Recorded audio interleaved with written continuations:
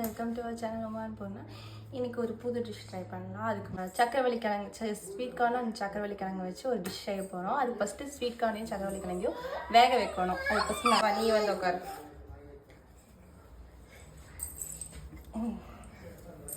அப்படியே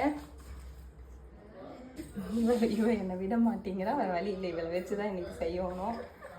ஸோ என்னாச்சு இரு வரேன். பண்ணக்கூடாது, உவ்வடி தங்கம் இதெல்லாம். ஃபஸ்ட்டு ஒரு பாட்டில் நான் சுடு தண்ணி வச்சுக்கிறேன். இது சூடானதுமே நான் ஆல்ரெடி ஒரு ஸ்டீமருக்குள்ள வைக்கிறதுக்காக ஸ்வீட் கார்னும் சக்கரவள்ளி கிழங்கும் நான் இங்கே வச்சுருக்கேன். காண்டா செஞ்சு தரேன் சரியா? இதை வந்து நம்ம வேக வைக்கணும். இங்கே தண்ணி சூடானதுக்கப்புறம் நான் இதை திட்டி வச்சிடுறேன். இது சூடானதுக்கப்புறம் வெந்ததுக்கப்புறம் இனி பார்க்கலாம்.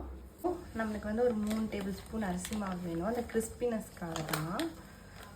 ஸ்டீம் ஆகிட்டுருக்கு, ஆல்மோஸ்ட் ஆய முடிய போகுது.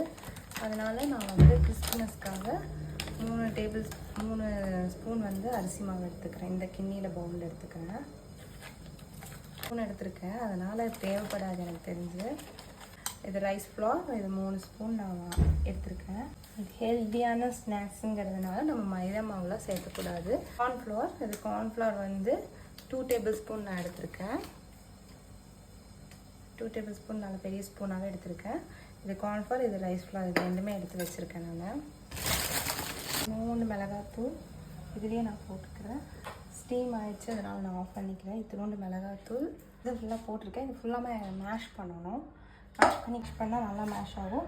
அப்படி இல்லைன்னா இந்த பொட்டேட்டோ மேஷர்னு ஒன்று சேல் பண்ணுவாங்கள்ல, அது மாதிரி எனக்கு தெரிஞ்சு 4K போதுங்க. பாருங்கள் நல்லா மேஷ் ஆகுதுல்ல. இப்படி நல்லா மேஷ் பண்ணி எல்லாம் நல்லா மிக்ஸ் பண்ணணும். பி கேர்ஃபுல், ரொம்ப ஹாட்டாக இருந்துச்சுன்னா கை வச்சிடாதீங்க, ரொம்ப சூடாக இருக்கும். நான் வந்து இந்த போஷ் வச்சு ஃபஸ்ட்டு நான் மேக்ஸ் பண்ணிக்கிறேன் ஃபுல்லாக. நான் வந்துட்டு கொஞ்சம் மக்காச்சோளம் எடுத்து வச்சுக்கணும். கொஞ்சம்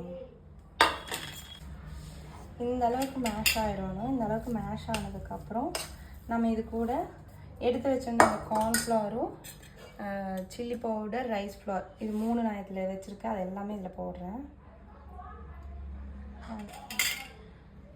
இங்கே பாருங்கள், நான் இப்படி போடுறேன். போட்டாச்சு. போட்டதுக்கப்புறம் இதையும் நல்லா மிக்ஸ் பண்ணுவாங்க. கரம் மசாலா இவ்வளோண்டு பெரிய ஸ்பூனுங்கிறதுனால அவங்க பெருசுன்னு நினச்சிடாதீங்க. சின்ன ஸ்பூனில் தான், ஐ மீன் கொஞ்சமாக தான் நான் போட்டிருக்கேன். இது எல்லாமே போட்டுருவோம். கொஞ்சம் சால்ட்டு கொஞ்சம் ஆட் பண்ணிக்கலாம்.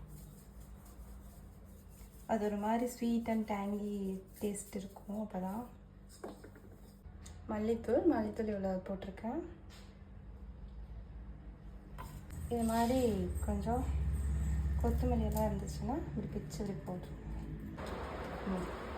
கரெக்டாக இருக்குது. இதை நம்ம வந்து ரவுண்டாகவும் செய்யலாம், இல்லை நம்மளுக்கு பாதி வந்து ரவுண்டாக எடுத்துக்கிறேன், பாதிக்கு வந்து கோகோனட் ஆயில் தானே செய்ய போகிறோம். அது மாதிரி கோகோனட் ஆயில் எடுத்து ஊற்றிக்கிறேன். கோகோனட் ஆயில் ஊற்றிருக்கோம். இது மாதிரி குட்டி குட்டி பால் பண்ணி இப்படி ப்ரெஷ் பண்ணிங்கன்னா இந்த வடைக்கெல்லாம் தட்டுவாங்களா, அது மாதிரி குட்டி குட்டியாக ப்ரெஸ் பண்ணால் அடுப்பு நான் ஆல்ரெடி கொஞ்சம் கார்ன் எடுத்து வச்சுருந்தோம்னா அதெல்லாம் லைட்டாக அப்படி மேலே ப்ரெஸ் பண்ணி விடணும். அந்த மாதிரி போகலாம்.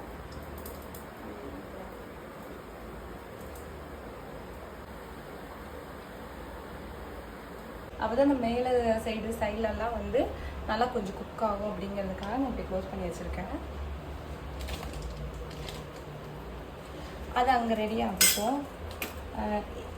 இந்த இன்னொரு ரவுண்ட் இருக்குது. இதை நம்ம பார்த்துக்கலாம்.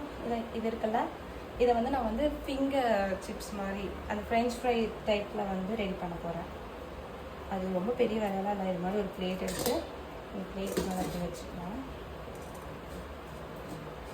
ஸ்வீட் பொட்டேட்டோலாம் குக் பண்ணி வச்சுருக்கிறதுனால ரொம்ப நேரம் தேவைப்படாது. ஒரு 5 மினிட்ஸ் அப்படிங்கிற மாதிரி குக் பண்ணால் போதும். ஆனால் அப்பப்போ ஓப்பன் பண்ணி போட்டு பார்த்துக்கலாம். அப்படியே எடுத்து பார்த்துக்கலாம். அந்த மாதிரி குக் ஆகிடுச்சு.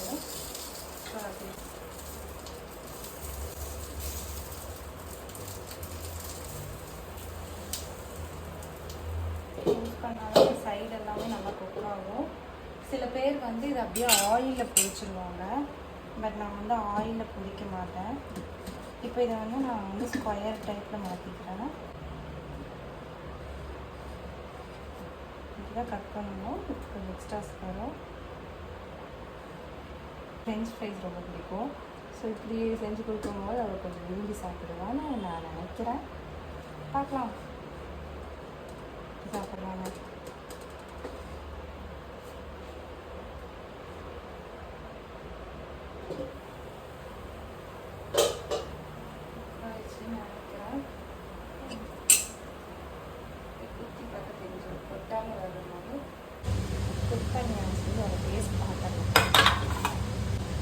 டேஸ்ட் பார்க்கணுமா?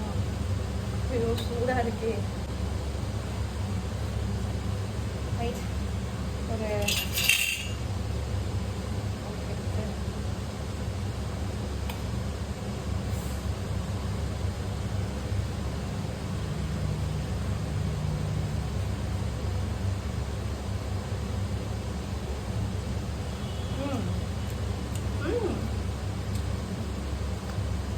ஃபஸ்ட் டைம் பட் சூப்பராக இருக்குது. நான் எக்ஸ்பெக்ட் பண்ணதை விட நல்லாவே இருக்குது. சூடாக இருக்குது.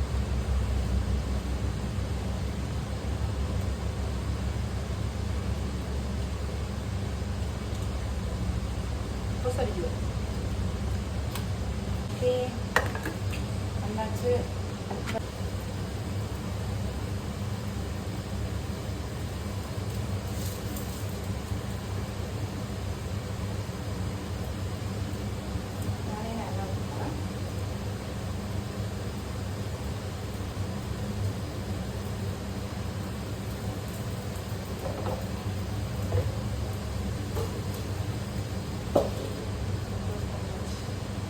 குக்கானதும் நம்ம அப்படியே இதெல்லாமே இன்னொரு செட்டு இருக்குது. இன்னொரு செட் போட்டோம்னா முடிஞ்சிடும்.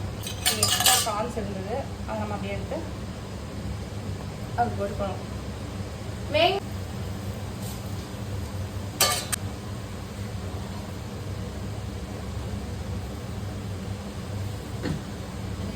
பொரிச்சா நல்லா இருக்கணும்.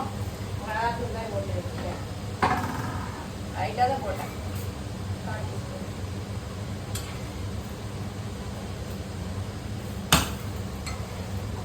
காணு காணு காணு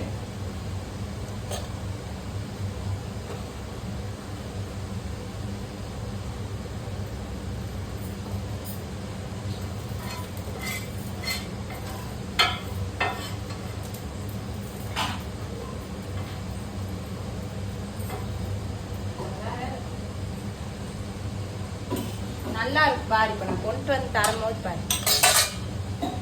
ஐயோ எனக்கு வேற உப்பு தான் இருப்பாங்க.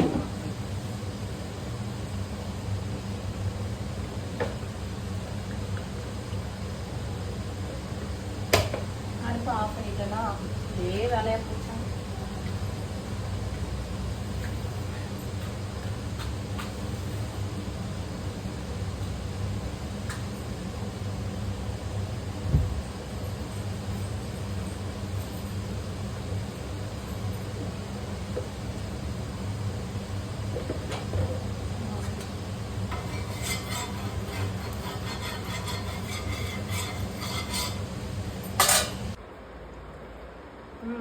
கம்மியாக இருக்குது. இதில் சில பேர் வந்து கொஞ்சம் டேங்கியாக வேணும்னா லெமன் ஜூஸ் எல்லாம் பிழிஞ்சுன்னு செய்வாங்க. நான் வந்து பாப்பா சாப்பிட்றதுனால ரொம்ப டேங்கியாக செய்யலை. நெக்ஸ்ட் டைம் நான் டேங்கியாக செய்கிறேன். அதையும் பாருங்கள். இந்த வீடியோ பிடிச்சிருந்தா லைக் பண்ணுங்கள், ஷேர் பண்ணுங்கள், கமெண்ட் பண்ணுங்கள், சப்ஸ்கிரைப் பண்ணுங்கள். தேங்க்யூ ஃபார் வாட்சிங் திஸ் வீடியோ. எப்படி இருக்கு? சூப்பராக இருக்கா? எங்கே சாப்பிட்டு சொல்லு. அப்படியே சாப்பிட்டு பாரு.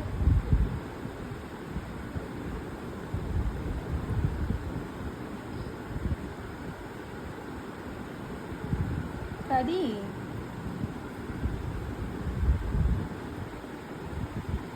எப்படி எப்படி இருக்கு? சூப்பராக இருக்கா?